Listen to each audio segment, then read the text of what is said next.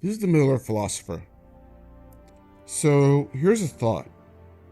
Would a relationship between Aragorn and Eowyn have worked out? Now, there's a reason I'm asking this.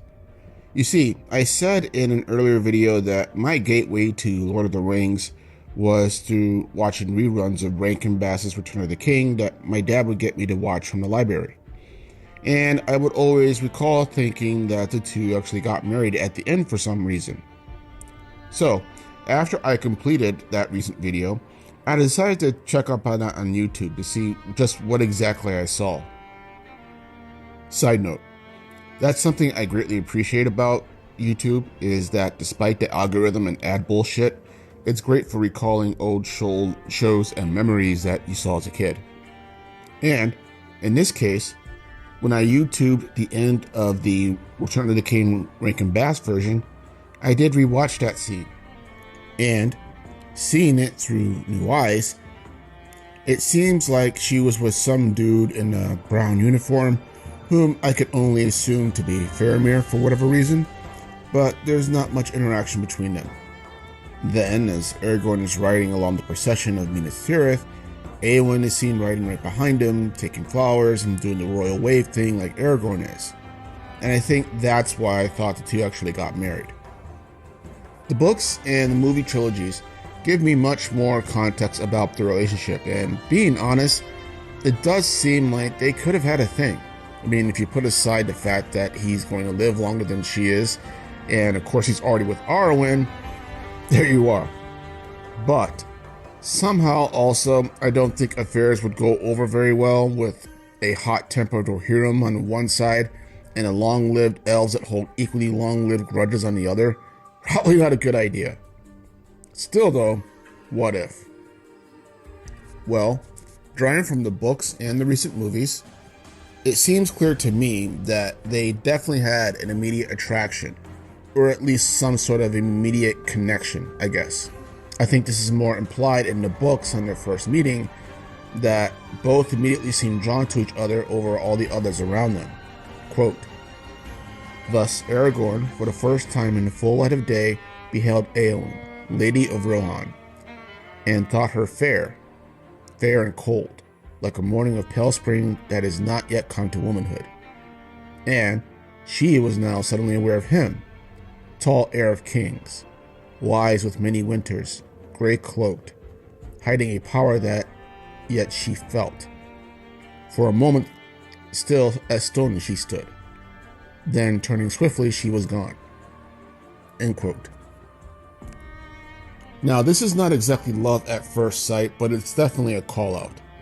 This is like basically when you go to a party and you see that one attractive person there for whatever reason that's standing across the room, and then they see you looking at them and you both kind of stare at each other for like 3 or 4 seconds before kind of deciding, okay, this is either awkward or I'm just going to go over and talk to that person. That's basically what this is. Now, I said in an earlier video that on Eowyn and Eomer that Aragorn sees a fire within the woman that others in her family and culture do not. Context. Both parents died when Eowyn was young, and while Eomer was training and going off to war, like any good Rohan warrior would do, she's literally stuck at home, tending to a doddering and arguably emotionally crippled old man that is her uncle and king. Yes, Eowyn loves him dearly, yet it also doesn't change the fact that she's got the bloodlust for war that her royal ancestry does. Yet she has no outlet for it like Eomer does, and worse, is trapped by the very culture she would defend. Hence, her comment to Aragorn in both the book and the movie that say as much. Quote, "What do you fear, my lady?" he asked. "A cage," she said, "to stay behind bars until use and old age accept them, and all chance of doing great deeds is gone beyond recall or desire." End quote.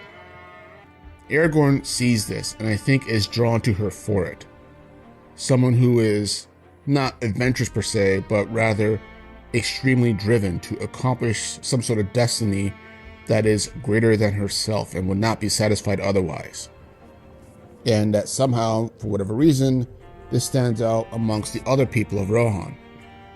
And In this, I also think he sees something of himself in her, despite the age gap, because he too is also driven by a destiny that is also entangled in war. Though the movies are slower, I think, to show it, Eowyn comes to see him as a way out of that cage, as I said in an earlier video. Opportunity had presented itself. A war to fight, her uncle finally freed, and now leaving her free to follow her heart, as her family does, onto the battlefield. Get that glory, get the renown that is so highly praised among her culture. And that Aragorn is dashing, handsome, and isn't bad to look at either is not a bad thing, so there you are. So taking all that into consideration, it's easy to see why she would mistake this for love. Not like she has any suitors in Rohan or anyone who can pretty much handle her, because, let's be honest, who the hell could? I mean, her brother barely could handle her. Perhaps she felt this way as well, and why she also felt, or come to feel, that Aragorn would be perfect for her, because in her mind, their paths were aligned, and he could take it. So, for argument's sake, let's just say they do get together, okay? Let's just say that Arwen decides to leave for Valinor or whatever, and so there's no obstacle of a previous relationship in the way. Would it work? Would the fantasy equal the reality?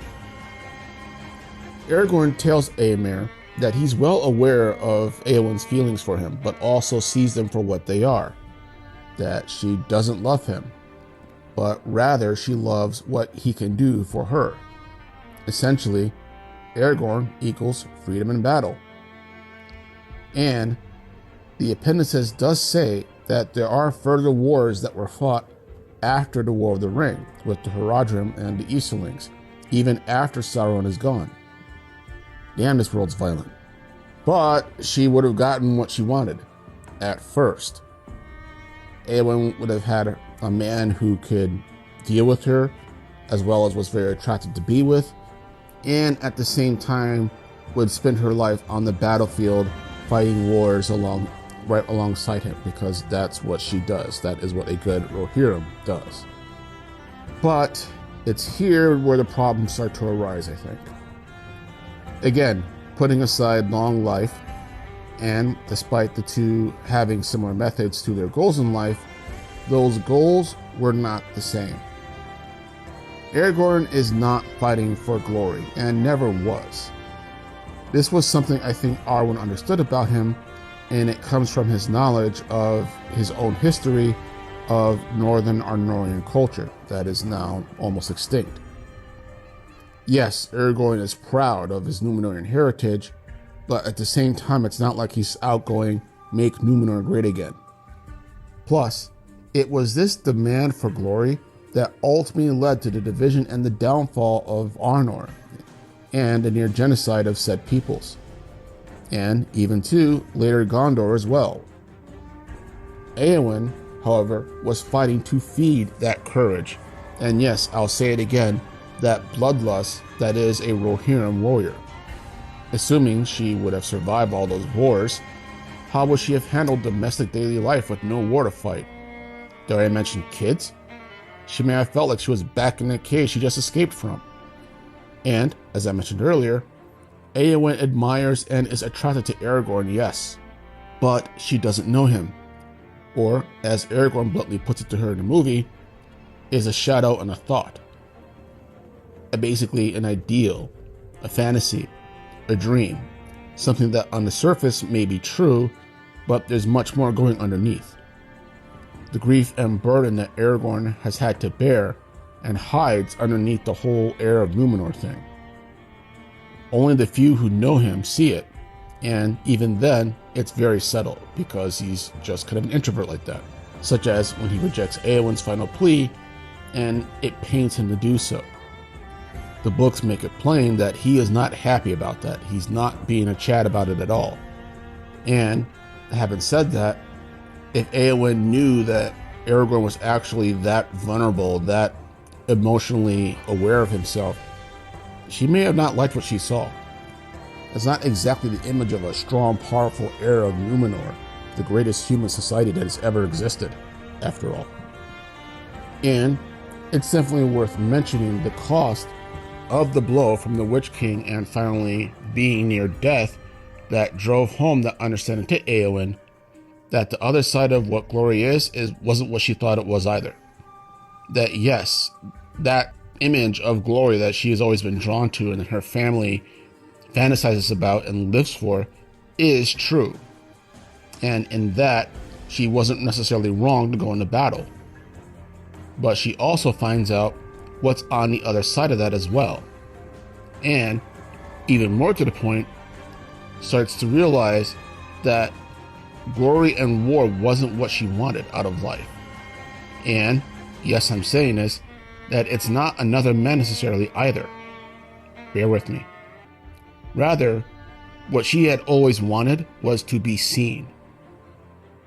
But also too, she had to see herself first. Because Eowyn's life circumstances didn't really allow her for that.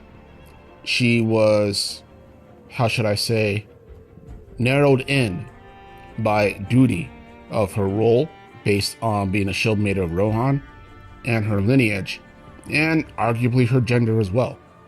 And there doesn't seem to be any kind of forethought or awareness that she was actually aware of who she was as a person, other than wanting to go off to war and get glory. Beyond that, what else did she want? What else was there? She never really had a chance to explore those other options or anything like that. And somehow, getting nearly killed by the Witch King gave her that opportunity to reflect on that, let's just say. So basically, what I mean by Eowyn wants to be seen is that she wants to be seen as a person with, for lack of better words, agency, her own feelings, her own desires, her own needs, okay? And that those were things that even she was not really aware of until that particular moment. And she had an inkling of that when she had met Aragorn, hence why she saw him as a way out of the cage. Because now she is just now starting to get a hint of the desires within her that she may have always had, or may have maybe just awakened, but for whatever reason just didn't know how to process. So, in conclusion, having said all that, a relationship between Aragorn and Eowyn would not have panned out well, even if the aforementioned factors of no previous relationship and long life not being a factor was not there. Don't get me wrong, there's plenty of respect and high admiration between them, but who they are as people are vastly different. And this would become blatantly apparent after the Wars of the Third Age were finally done. It's like a highly passionate relationship where everything is all love and sex and go out and everything, but eventually all that chills out and feelings tend to change. And do those feelings change to bring you closer, or do they change to bring you apart? And even if they do change, how do you handle them? Do you still stay together despite that? Or do you go your separate ways? Here's a question. Do they even divorce in Middle-earth? What's that like? But having said all that, yes, it wouldn't have worked out. What do you guys think? Do you think that if Arwen had not been involved in any way, that a relationship or marriage between Aragorn and Eowyn would have worked out? Do you think that they are just rather two different people? Or is there some other conclusion there that I may have not mentioned or seen? Let me know in the comments below, but otherwise, this is the Middle-earth Philosopher. Y'all have a good day.